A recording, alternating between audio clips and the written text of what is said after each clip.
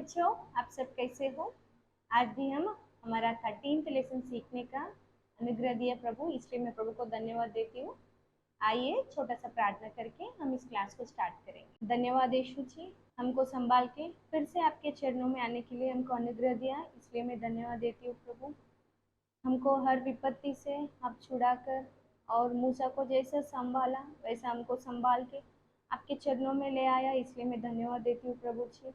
यीशु, सुनने वाला हर एक व्यक्ति को, हर एक बच्चों को सुनने का मन दीजिए प्रभु, ग्रहण करने का ज्ञान दीजिए। बोलने वाला मुझे भी प्रभु आपके हाथ को सौंपते हुए यीशु मसीह के पवित्र नाम से मानती हूँ पिता, आमीन।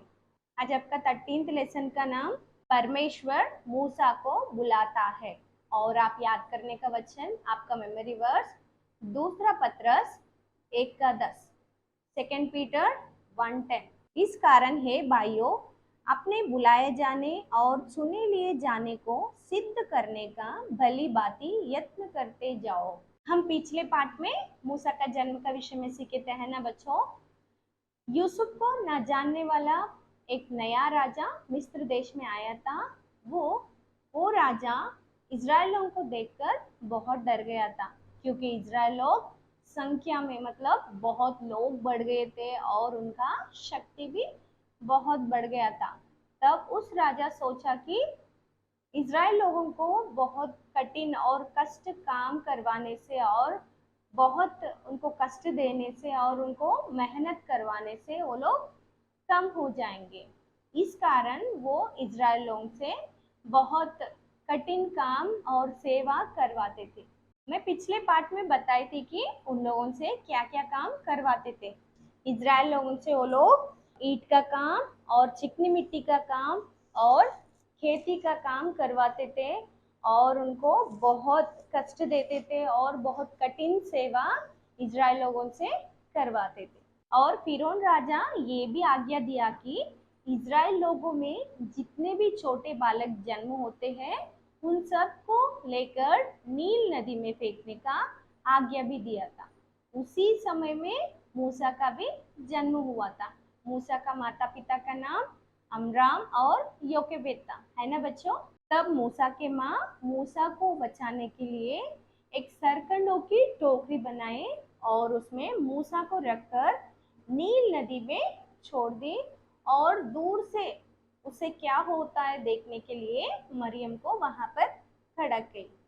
तब उसी समय में उस नील नदी में नहाने के लिए फिरौन के बेटी वहां पर आई, और उस टोकरी को देखकर वो लोग उस टोकरी को खोलकर देखते समय उसमें एक छोटा लड़का रो रहा था। तब फिरौन के बेटी को उस लड़का पर तरस आया। तब मरियम तुरंत उस फिरौन के बेटी के पास भागकर पूछी कि क्या मैं इस बालक के लिए एक दाई को लाऊं? तब फिरौन के बेटी ने कही कि जा। तब मरियम ने बहुत चतुराई से जाकर अपने ही माँ को मूसा के लिए लाए। तब फिरौन की बेटी मूसा को अपने माँ को देखकर कही कि इस बालक को मेरे लिए दूध देकर पालन पोषण कर। तब मूसा के माँ और मरियम दोनों भी बहुत खुशी से अपने भाई को घर ले गए, और मूसा के माँ उसको दूध पिलाकर उसका पालन पोषण किए। फिरौन के बेटी उस बालक को मूसा नाम रखा। उस नाम का अर्थ जल से निकाला गया। कुछ दिन के बाद मूसा कुछ बड़ा हुआ था। तब मूसा के माँ मूसा को लेकर फिरौन के बेटी के पास गई और उसे उस फिरौन के बेटी के पास छोड़ आई।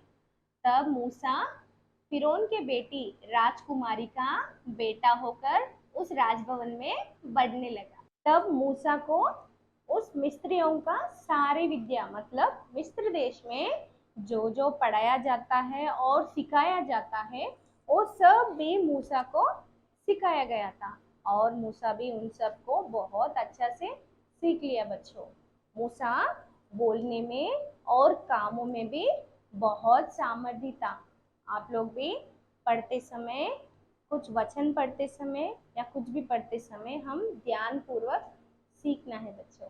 जब मूसा जवान हुआ था तब वो राजभवन से बाहर आया और वो अपने भाई बंधु लोगों का दुख मतलब इज़राइल लोगों का दुख कष्ट और उनका परिस्थिति देखने लगा था। तब वो एक मिस्र व्यक्ति और एक इब्री व्यक्ति को मतलब इज़राइल व्यक्ति को मार रहा था। वो देखकर मूसा ने मिस्र व्यक्ति को पकड़कर उसे मारकर और उसको लेकर रेती में छिपा दिया था। दूसरा दिन तब वो फिर से बाहर आया था। तब वो एक विषय देखा कि दो दो इब्री भाई लोग मतलब दो इज़राइल लोग मारपीट कर रहे थे। तब मूसा ने जो अपराधी था जो गलती किया व्यक्ति है उनसे कहता है कि तू अपने भाई को क्यों मारता है। तब उस अपराधी उस व्यक्ति ने मूसा से कहता है कि जिसने तुझे हम पर हाकिम मतलब अधिकारी और न्यायी ठहराया, जैसा तू उस मिस्त्री को घात किया उसी तरह मुझे भी घात करना चाहता है क्या। तब मूसा इस बात को सुनकर बहुत डर गया और सोचा कि इस बात सब लोगों को पता चल गया और ये बात फिरौन राजा को भी पता चला। तब वो मूसा को घात करने का युक्ति कर रहा था। तब मूसा को भी पता चला कि फिरौन राजा उसे घात करना चाह रहा है। तब मूसा फिरौन राजा के सामने से मिद्यान देश को भाग गया था। मिस्र देश से भागकर मूसा मिद्यान देश में मिद्यान देश का याजक जो इत्रो था उनके पास रहने लगा और वहां पर मूसा इत्रो का भेड़ बकरियों को चराता था और मूसा इत्रो का बेटी सिपोरा को विवाह कर लिया। कुछ दिन के बाद मिस्र का राजा फिरौन मर गया था, लेकिन इज़राइल लोगों का जो कष्ट है जो काम है वो तो कम नहीं हुआ था। तब इज़राइल लोग अपने कामों के कारण उनका कष्ट के कारण वो लोग परमेश्वर को चिल्लाए और दोहाई किए और पुकारने लगे। तब परमेश्वर इनका दोहाई और इनका प्रार्थना सुन लिया था। एक दिन मूसा अपने भेड़ बकरियों को चराते चराते होरेब नामक पहाड़ के पास गया था। तब मूसा वहां पर एक अद्भुत को देखा था। मूसा ने देखा कि एक काटीली झाड़ी जल रहा था लेकिन वो भस्म नहीं होती। साधारण रीति से कभी भी एक झाड़ या पेड़ कुछ भी लकड़ी जल गए तो क्या होता बच्चों, वो जल जाता और काला हो जाता या तो भस्म हो जाता और वो राख बन जाता है ना। लेकिन इस झाड़ी वो जल रहा था लेकिन वो भस्म नहीं हो रहा था। तब मूसा ने सोचा कि मैं उधर जाकर देखूंगा कि इस झाड़ी क्यों नहीं जल जाती। तब मूसा इस आश्चर्य को देखने के लिए इस झाड़ी के पास जा रहा था। तब परमेश्वर इस झाड़ियों के बीच से मूसा को पुकारा, हे मूसा, हे मूसा। तब मूसा ने कहा कि क्या आज्ञा। तब परमेश्वर ने कहा तू इस झाड़ी के पास मत आना और तू अपने जूतियों को उतार डाल और जिस जिस जगह में तू खड़ा है उस जगह उस भूमि पवित्र है। और परमेश्वर ने कहा कि मैं तेरा पिता का परमेश्वर हूँ। तब मूसा को पता चला कि उससे बात करने वाला व्यक्ति परमेश्वर है। तब मूसा डर गया और अपना चेहरा छिपा लिया और परमेश्वर ने मूसा से कहा, मैं अपने प्रजा को और उनकी दुख को मैं देखा हूँ और उनकी पीड़ा को और उनकी चिल्लाहट को भी मैं देखा हूँ। उनको मैं छुड़ाऊंगा और उन्हें मैं कनान देश को पहुंचाऊंगा। इसलिए तू आ, मैं तुझे फिरौन के पास भेजूंगा। तो मेरी प्रजा इज़राइल लोगों को वहां से छुड़ाकर ले आना। तब मूसा बहुत डर गया होगा है ना बच्चों, क्योंकि वो फिरौन राजा को डर के वहां से भाग कर आया था। लेकिन फिर से परमेश्वर मूसा को फिरौन के राजा के पास जाने के लिए कहता है और परमेश्वर मूसा से कहता है कि मैं तेरे संग रहूंगा। लेकिन मूसा कहता है मैं इज़राइलियों के पास जाकर यह कहने से वो मेरा विश्वास नहीं करेंगे और वो कहेंगे कि तुझे परमेश्वर नहीं दिखाई दिया। तब परमेश्वर मूसा से कहा कि मूसा तेरे हाथ में क्या है? तब मूसा ने कहा ये लाठी। परमेश्वर कहा कि उस लाठी को भूमि पर डाल। तब मूसा उस लाठी को लेकर भूमि पर डाला, तुरंत वो सर्प बन गया था। तब मूसा उस सर्प को देखकर डर गया और उसके सामने से भागा। तब परमेश्वर फिर से मूसा से कहा तू अपना हाथ बढ़ाकर उसके पूंछ को पकड़। तब मूसा अपना हाथ बढ़ाकर उसके पूंछ को पकड़ते समय वो फिर से मूसा का लाठी बन गया। इसको देखकर वो लोग विश्वास करेंगे कि अब्राहम, इसहाक और याकूब का परमेश्वर तुझे दर्शन दिया है। तब फिर से परमेश्वर दूसरी बार मूसा से कहा कि तू अपना हाथ छाती पर रख और उसे ढाप। तब मूसा अपना हाथ छाती पर रखा और उसे ढाप लिया। तब मूसा का हाथ खोड़ के समान सफेद बन गया था। खोड़ एक बीमारी है बच्चों। परमेश्वर मूसा से फिर से कहता है कि तू अपना हाथ फिर से अपना छाती पर रख और उसे ढाप। और परमेश्वर जैसा कहा वैसा मूसा करता है। तब वो अपना हाथ निकाल कर देखते समय वो पहले के समान अच्छा बन गया था। तब यहोवा मूसा से कहा कि यदि इन दोनों चिन्हों से वो लोग विश्वास नहीं किए तो नील नदी के कुछ जल लेकर, कुछ पानी लेकर सूखी भूमि पर डाल, तब वो लहू बन जाएंगे। परमेश्वर इतना अद्भुत काम दिखाने के बाद भी मूसा पर डर के कारण परमेश्वर के पास बहाने ढूंढ रहा था। लेकिन और परमेश्वर से कह रहा कि हे प्रभु, मैं बोलने में निपुण नहीं हूँ। मतलब मैं ठीक से बात नहीं कर सकता और मैं जीभ से और बोलने में बद्दा हूँ। लेकिन परमेश्वर मूसा को नहीं छोड़ा और मूसा को सहायता करने के लिए मूसा का बड़ा भाई हारून को ठहराया। ठीक है बच्चों, अभी तक आप जो सुने हैं मैं विश्वास करती हूँ आप अच्छे से समझ गए।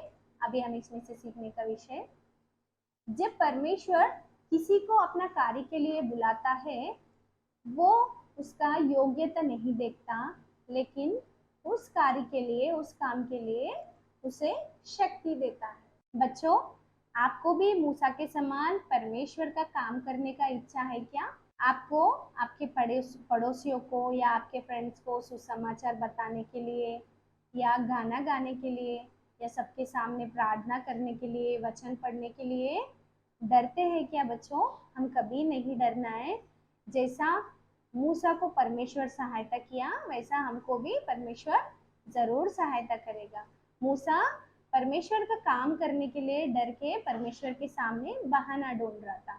मैं ठीक से बात नहीं कर पाता, मैं अच्छा से बोल नहीं पाता, वैसा भी हम लोग मैं नहीं कर सकता और मैं नहीं बोल सकता, ऐसा कभी भी नहीं डरना बच्चों। हमको अगर परमेश्वर का काम करने का इच्छा है तो प्रभु हमको जरूर मूसा को जैसा सहायता किया वैसा आपको भी सहायता करेगा। हम कैसे लोग हैं, हमारा परिवार कैसा है, हम कर सकते या नहीं, हमको कितना बुद्धि है, या तो हम कितना चतुर है या तो हमको कितना शक्ति है, ये सब कुछ परमेश्वर नहीं देखता बच्चों। अगर हमको परमेश्वर के लिए खड़ा होने का इच्छा है तो परमेश्वर हमको जरूर इस्तेमाल करेगा। जैसा इज़राइल लोग अपना कठिन समय में, कठिन काम में और कठिन परिस्थिति में वो लोग परमेश्वर को दोहाई किए, परमेश्वर के पास प्रार्थना किए, तब उनका प्रार्थना परमेश्वर के पास पहुंच गया और उसका उत्तर भी मिल गया। उसी प्रकार आपको भी कभी भी किसी विषय का आपको ज़रूरत होते समय, आप किसी विषय का सहायता के लिए हम परमेश्वर से प्रार्थना करना है बच्चों। आपको ये विश्वास ज़रूर होना है कि परमेश्वर मुझे सहायता करेगा। हमारा हर परिस्थिति में हमको कुछ भी कठिन लगते समय, आपको आपका पढ़ाई में या कुछ भी विषय में, आपका घर में कुछ भी कठिन लगते समय आप परमेश्वर को प्रार्थना करना है बच्चों, तब परमेश्वर आपको ज़रूर सहायता करेगा। प्रार्थना करने से हम जरूर परमेश्वर का उत्तर पाएंगे, ये विश्वास आपको होना है। हमारा परमेश्वर प्रार्थना को उत्तर देने वाला है। जैसा इज़राइल लोगों का प्रार्थना को परमेश्वर उत्तर दिया, वैसे ही हमारा प्रार्थना को परमेश्वर उत्तर देता है। आपको कुछ भी कठिन लगते समय आप परमेश्वर से प्रार्थना करो, परमेश्वर जरूर आपको सहायता करेगा। ठीक है बच्चों, अभी तक आप जो सुने हैं मैं विश्वास करती हूँ आप अच्छे से समझ गए। अभी हम सब लोग छोटा सा प्रार्थना करके इस क्लास को समाप्त करेंगे। धन्यवाद परमेश्वर जी, अभी तक हमसे बात किया इसलिए मैं धन्यवाद देती हूँ। आप मूसा को खड़ा किया आपके लिए, और आप हमारा योग्यता नहीं देखते प्रभु जी, हमारा शक्ति को आप नहीं देखते, लेकिन हमारा मन को देखने वाला परमेश्वर है। अगर हमको आपके लिए खड़ा होने का इच्छा है तो आप ज़रूर हमको खड़ा करते प्रभु जी। ये विश्वास हर एक छोटे बच्चों के जीवन में, हर एक के अंदर वो विश्वास उत्पन्न कीजिए प्रभु। हमारा प्रार्थना को उत्तर देने वाला आप है, ये विश्वास भी हमारे अंदर दीजिए प्रभु जी। हर एक छोटे बच्चों को आपके हाथ में सौंपते हुए सुने हुआ हर एक बात उनके मन के अंदर आप काम कीजिए। हम सबको आपके आत्मा के हाथ को सौंपते हुए यीशु मसीह के पवित्र नाम से मांगती हूँ पिता, आमीन।